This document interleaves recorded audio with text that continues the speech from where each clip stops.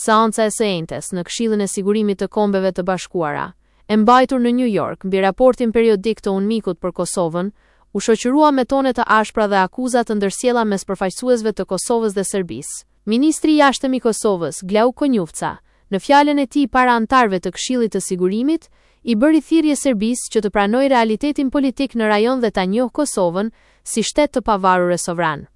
Ai theksoi se Kosova mbetet e gatshme për normalizimin e marrëdhënieve ndërshtetërore dhe fqinjësore, por sipas tij pengesa kryesore për paqen dhe stabilitetin është qëndrimi i Beogradit. Konjufca deklaroi se Serbia vazhdon të ndërhyjë në proceset demokratike të Kosovës, duke mbështetur drejt për drejt listën serbe dhe duke ushtruar ndikim destabilizues në veriun e vendit.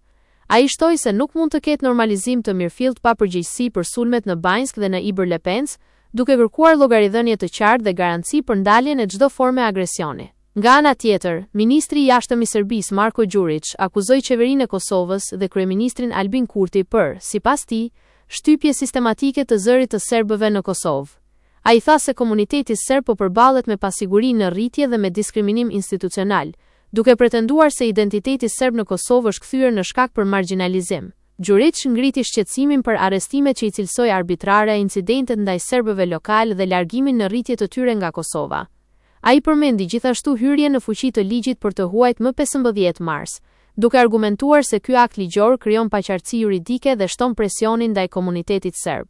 Në përfundim, shefi i diplomacisë serbe ritheksoi kërkesën për themelimin e asociacionit të komunave me shumicë serbe, duke deklaruar se serbët në Kosovë vazhdojnë të mbeten pa mekanizmin institucional që, sipas tij, u është premtuar në marrëveshjet e mëparshme. Debati në Organizatën e Kombeve të Bashkuara konfirmoi edhe një herë se raportet mes Kosovës dhe Serbisë mbeten të tensionuara, ndërsa dialogu i ndërmjetësuar nga Bashkimi Evropian vazhdon të përballet me vështirësi serioze në zbatimin e marrëveshjeve ekzistuese.